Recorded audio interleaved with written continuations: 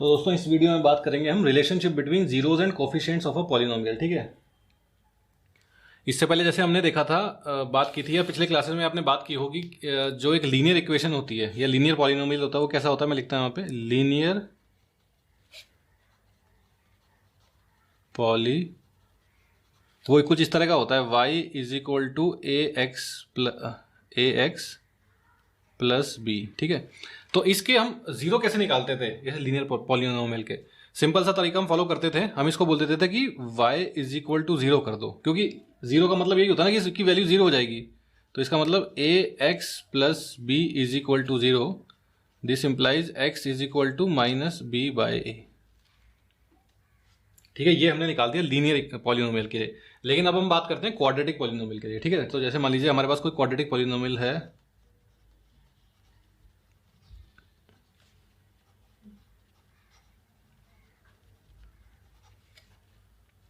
जैसे एनसीईआरटी में दे रखा है एग्जांपल, उसी को ले लेते हैं हम। 2x square minus 8x plus 6। ठीक है, अब मान लीजिए हमें इसके जीरो निकालने हैं। जीरो का एक नाम और होता है रूट, तो रूट भी बोल सकते हैं, जीरो भी बोल सकते हैं। तो दोबारा से याद कर लेते हैं, जीरो ऑफ एन पॉलिनोमियल क्या होता है। जीरो एक वो वैल्यू होती है एक्स की जिसको कि उस पॉलिनोमियल में रखने पे पॉलिनोमियल जीरो बन जाता है। ठीक है, मान लीजिए ये है, तो इसका जीरो के है is equal to P x कर लेते हैं हम। तो मान लीजिए suppose k is a zero of P x, then P k is equal to 2k square minus 8k plus 6 is equal to zero. ठीक है, के कोई नंबर है, कोई रियल नंबर है या कोई इंटीजर है, जो भी है, उसको अगर इसमें डालें, उस x की जगह k को रखें, तो ये जो है पॉलिनोमियल ये जीरो बन जाएगा। ये मतलब होता है जीरो का। इसको हम रूट भी बोलते हैं।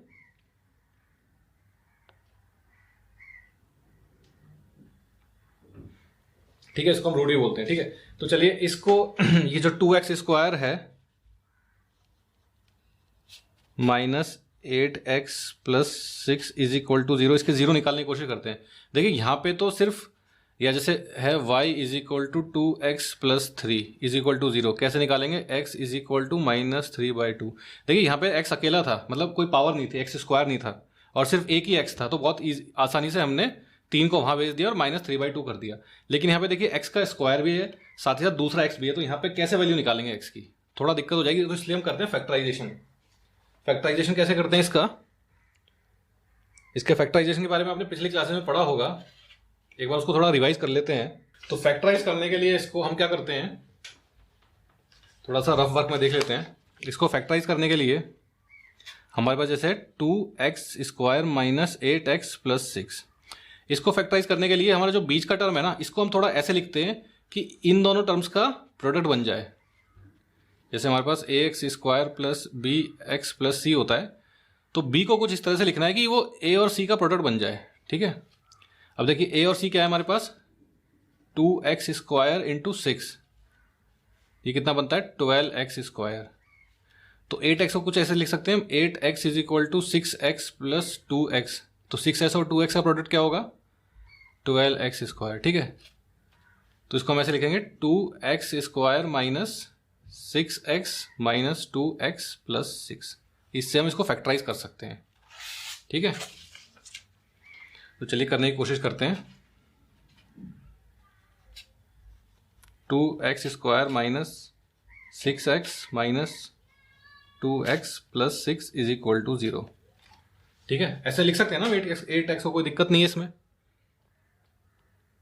2x स्क्वायर 8x की जगह हमने लिख दिया माइनस 6x और माइनस 2x। देखिए minus 6x plus minus 2x कितना हो जाता है माइनस 8x। अब देखिए यहाँ से और यहाँ से अगर हम कुछ कॉमन ले लें, क्या कॉमन आ सकता है 2x आएगा, तो क्या बचेगा x माइनस 3। और यहाँ से अगर हम कॉमन ले लें, क्या कॉमन लेंगे यहाँ से हम, माइनस 2 ही ले सकते हैं, और तो कुछ है नहीं, x माइनस 3 हो जाएगा ये। आपको देखिए कॉमन लेने में कोई दिक्कत नहीं आई। 2x इंटू एक्स कितना होता है 2x square, 2x into minus 3 6x, minus 2 into x minus 2x, minus 2 into minus 3 plus 6। ठीक है, अब देखिए x माइनस 3 यहाँ पे और x माइनस 3 यहाँ पे, तो इसको कॉमन ले लें क्या, x माइनस 3 कॉमन ले लिया। अब क्या बचा, देखिए इस पूरी टर्म में से x माइनस 3 कॉमन लेके बाहर चला गया, तो अब क्या बचेगा, सिर्फ 2x माइनस। अब देखिए इस पूरी टर्म में से x माइनस 3 कॉमन होके बाहर चला गया, तो क्या बचेगा, सिर्फ 2 इज इक्वल टू 0। अब देखिए 2 और 2 यहाँ पे, तो 2 बाहर आ जाएगा, 2 भी कॉमन आ जाएगा, 2 into x minus 1 x minus 3 is equal to 0। ठीक है, यहां तक कोई दिक्कत आपको? अब देखिए हम क्या कर सकते हैं कि दोनों तरफ 2 से डिवाइड करते हैं, तो ये 2 से 2 कट जाएगा, और 0/2 कितना होता है, 0 ही होता है। तो हमारे पास क्या रह गया, x माइनस 1 और x minus 3 is equal to 0। ठीक है,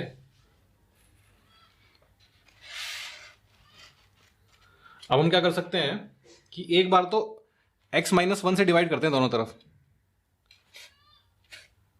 इसको ऐसा लिख सकते हैं हम, x minus 1 into x minus 3 is equal to 0 divided by x minus 1, और दूसरी तरफ भी डिवाइडेड बाय, मतलब दोनों इक्वेशन के दोनों साइड हम कुछ भी मल्टीप्लाई कर सकते हैं, कुछ भी डिवाइड कर सकते हैं, कोई दिक्कत नहीं है। ठीक है, तो इससे कट जाएगा, और 0 बाय सम नंबर कितना होता है, 0 ही होता है। तो इससे हमारे पास क्या आया, इससे हमारे पास आया x minus 3 is equal to 0। इससे क्या हमारे पास x की वैल्यू आई है, एक x इज इक्वल टू 3।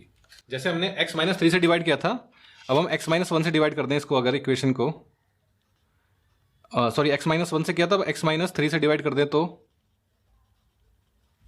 क्या बचेगा हमारे पास, देखिए x माइनस 3 से डिवाइड हुआ दोनों तरफ, x minus 3, 0 by x minus 3 कितना होता है, 0 ही होगा, इससे कट जाएगा, तो हमारे पास क्या बचेगा, x minus 1 is equal to 0। This implies x is equal to 1। ठीक है, तो हमारे पास x की दो वैल्यूज आ गई, क्या क्या आ गई, x is equal to 3 and x is equal to 1। तो हम लिख सकते हैं 10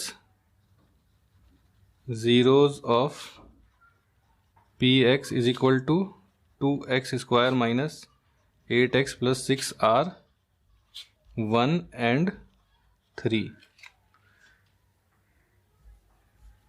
ठीक है, तो अब आपके पास ये 0 आ गया। इसका मतलब क्या हुआ कि अगर आप इस इक्वेशन में, इस पॉलिनोमियल में 1 लिखेंगे x की जगह या 3 लिखेंगे तो 0 आएगा। इसको वेरीफाई करें क्या, तो सबसे पहले p1 निकालते हैं। 2 मतलब 1 को हम x की जगह लिख रहे हैं, 1 को हम इस इक्वेशन में डाल रहे हैं x की जगह। 2 इंटू 1 स्क्वायर माइनस 8 x की जगह आ जाएगा 8 इंटू 1 प्लस 6, कितना हो जाएगा ये, 2 इंटू 1 होता है 2 माइनस 8 प्लस 6, कितना हो गया ये 0। ठीक है, तो ये 0 हो गया, वेरीफाई हो गया। उसके बाद p3 निकाल लें, 2 इंटू 3 का स्क्वायर माइनस 8 इंटू 3 प्लस 6, देखिए 3 3 जा 9, 9 2 जा 18 माइनस 8 3 जा 24 प्लस 6, तो ये सब कट जाएंगे, 18 और 6 24, 24 माइनस 24 इक्वल टू 0। ठीक है, तो ये भी वेरीफाई हो गया। तो 1 और 3 इस क्वाड्रेटिक पॉलिनोमियल के दो जीरोज हैं, ये हमारे पास आ गया। ठीक है, अब एक छोटी सी प्रॉपर्टी और है, वो और देख लेते हैं। Sum of zeros is equal to, देखिए एक जीरो क्या है 1 और एक जीरो क्या है 3, तो 1 प्लस 3 इज इक्वल टू 4। देखिए इसको हम ऐसा भी लिख सकते हैं, ये जो हमारी इक्वेशन थी इसका बीच वाला पार्ट है, जैसे हम ऐसे लिखते हैं ना इक्वेशन को, 8x square plus B plus C. ठीक है, देखिए हमारे पास है equation 2x square minus 8x plus 6, और स्टैंडर्ड फॉर्म क्या होता है क्वाड्रेटिक पॉलिनोमियल का, 8x square plus bx plus c। तो इसको इससे कंपेयर करें तो हमारे पास a क्या आ गया, देखिए a हो गया 2, b क्या हो गया, b हो गया माइनस 8, और c क्या हो गया, c हो गया 6। ठीक है, तो हमारे पास इक्वेशन है 2x square minus 8x plus 6। अब देखिए सम ऑफ जीरोस 4 को हम कुछ इस तरह से लिख सकते हैं कि minus of minus 8 by 2 is equal to कितना होता है, देखिए माइनस इंटू माइनस होता है प्लस, तो 8 बाई 2 इज इक्वल टू 4 आ गया। देखिए माइनस 8 क्या है, माइनस 8 हमारे पास है b, तो इसको हम लिख सकते हैं माइनस b, और 2 क्या है, 2 है a। ठीक है, तो सम ऑफ जीरोस क्या होता है, माइनस b बाई a। अभी आप इसको बस थोड़ा इतना ही याद रखिए, इसको हम आगे थोड़ा प्रूव भी करेंगे। उसके बाद होता है प्रोडक्ट ऑफ जीरोज।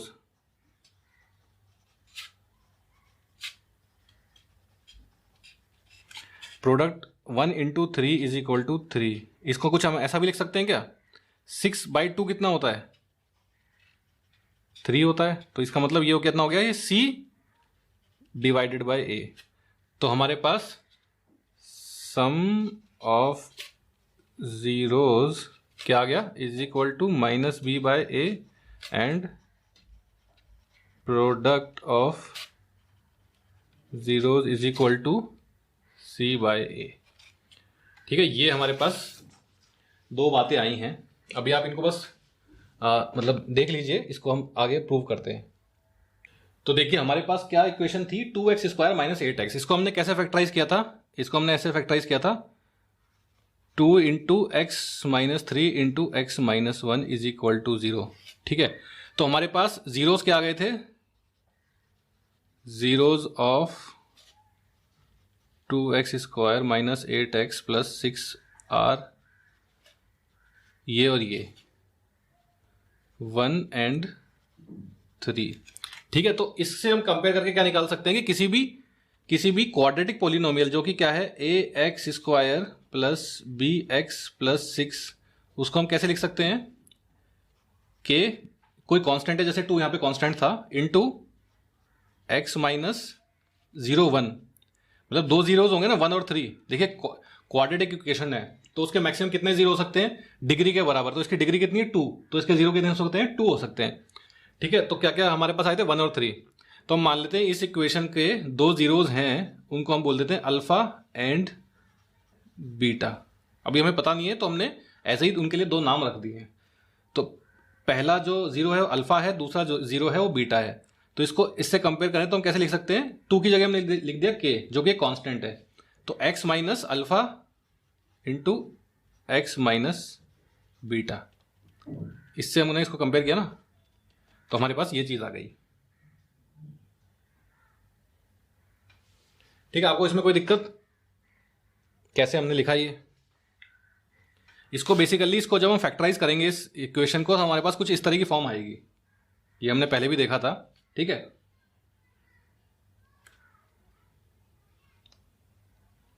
अब देखिए इसको अगर मल्टीप्लाई कर लें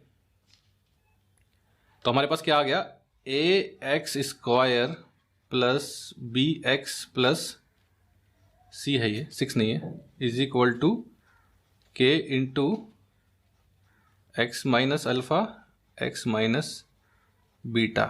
ठीक है, यहां तक कोई दिक्कत नहीं है, where k is constant. k कोई कांस्टेंट है, जैसे यहां पे 2 कांस्टेंट था। ठीक है, तो हमारे पास क्या चीज आई, हमारे पास आया ax² + bx + c = k × x - alpha x - beta. इसको मल्टीप्लाई कर लें तो क्या मिलेगा, k × देखिए x × x x² - x × beta x beta minus alpha × x alpha. ठीक है, उसके बाद minus minus plus alpha beta. ठीक है, इसमें कोई आपको दिक्कत नहीं हो रही होगी ना, x × x x × beta x और बीटा साथ में आ गए, फिर अल्फा × x और अल्फा, फिर minus alpha × beta plus alpha beta. ठीक है, इसका मतलब k = अब देखिए कॉमन ले लेते हैं, क्या क्या कॉमन लें, यहां से देखिए क्या कॉमन आ जाएगा, x² - alpha plus beta x plus alpha beta. ठीक है, यहां से हमने -x जो है वो बाहर निकाल लिया, तो हमारे पास अंदर क्या रह जाएगा, अल्फा प्लस बीटा। देखिए इसको आप मल्टीप्लाई करेंगे, आपके पास यही चीज मिल जाएगी, x × -alpha -x alpha, x × -beta -x beta. ठीक है, यही चीज मिल जाएगी आपको।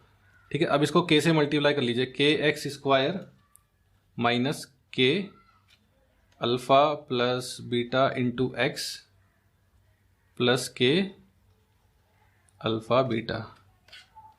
ठीक है, ax² + bx + c। अगर अब यहाँ पे हम कंपेयर करें चीज़ों को तो हमारे पास क्या क्या आ रहा है, ए की वैल्यू क्या है, यहाँ पे देखिए एक्स स्क्वायर के कोफिशिएंट क्या है, यहाँ पे ए इज इक्वल टू के हो गया। ठीक है, इसको यहाँ लिख लेते हैं हम। हमारे पास क्या रिजल्ट आया था इसका, A x square plus B x plus C is equal to k x square minus k alpha plus beta into x plus k alpha beta. ठीक है, अब इसको कंपेयर कीजिए, comparing coefficients of x square and x. X square और x के coefficient अगर compare करें and और साथ ही साथ कांस्टेंट टर्म को भी कंपेयर करें, कांस्टेंट टर्म्स, तो हमें क्या मिलेगा, आइए कंपेयर करने की कोशिश करते हैं।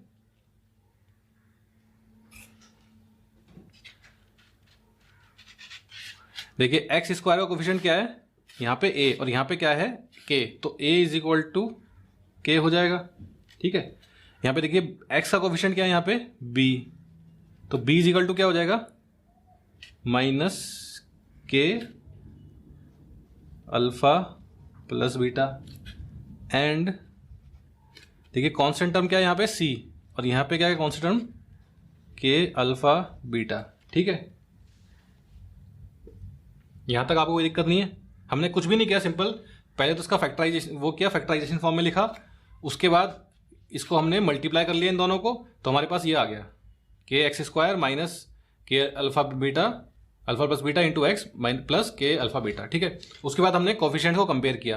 भाई देखिए यहाँ पे जो एक्स स्क्वायर के साथ है और यहाँ पे जो एक्स स्क्वायर के साथ है वो दोनों बराबर होने चाहिए ना, तभी तो इक्वेशन बराबर है। तो यहाँ पे ए है तो यहाँ पे के, तो ए इज इक्वल टू के, यहाँ पे बी है, यहाँ पे है minus k alpha plus beta, तो b is equal to minus k alpha plus beta. यहाँ पे सी है, यहाँ पे के अल्फा बीटा है, तो सी इज इक्वल टू के अल्फा बीटा। ठीक है, यहाँ तक क्लियर।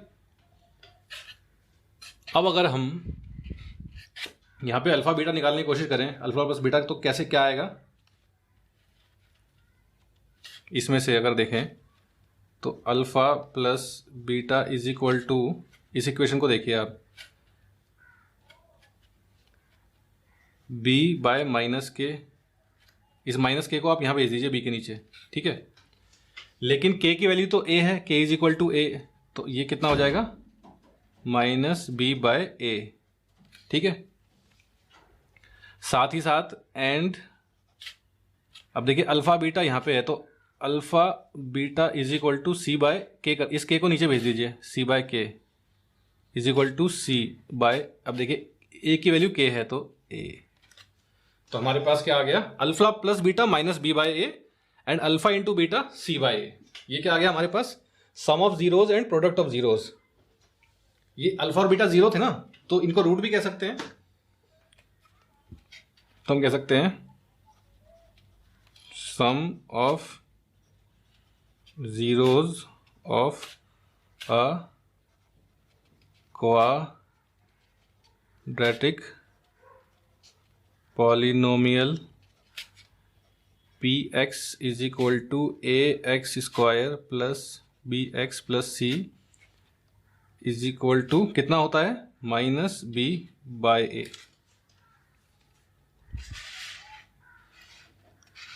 ठीक है, sum of squares of a quadratic polynomial, sum of zeros of a quadratic polynomial क्या होगा, उसके जीरोज का sum minus B by, alpha beta हमने जीरो माने थे, तो सम ऑफ जीरोज हो गया माइनस बी बाई।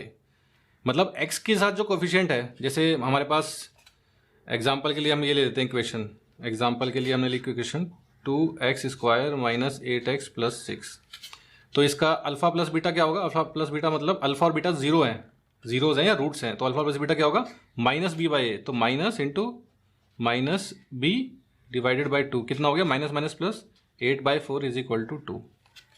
ठीक है, उसके बाद product of zeros of a quadratic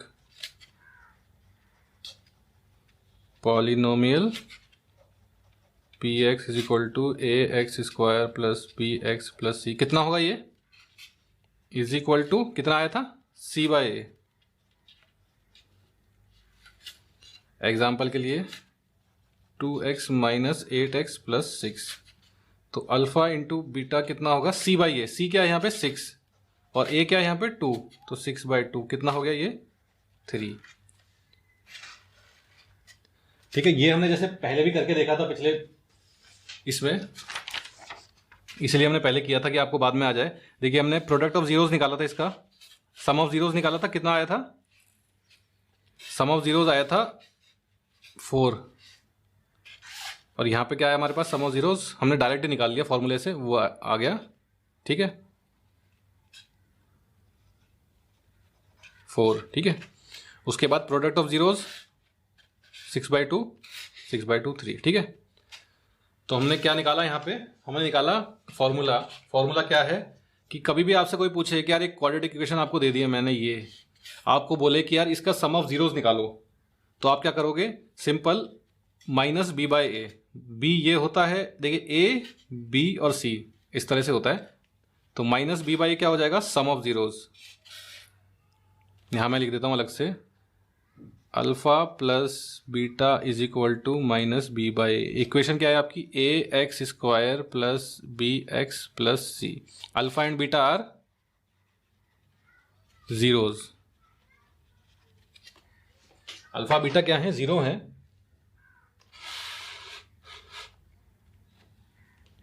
alpha beta zero है, तो alpha plus beta is equal to minus B by A and alpha into beta is equal to C by A. ठीक है, इसका मतलब क्या हुआ, जो एक्स के साथ जो टर्म है उसको मैं नेगेटिव लगा के उसको एक्स स्क्वायर के साथ जो टर्म है उससे डिवाइड करें, और इसमें कांस्टेंट टर्म को एक्स स्क्वायर वाली टर्म के साथ डिवाइड करें। ठीक है, तो इन फॉर्मूले से ये जो दो फॉर्मूले हमने निकाले हैं, इनसे हमें आने वाले एग्जांपल्स और एक्सरसाइज करनी है।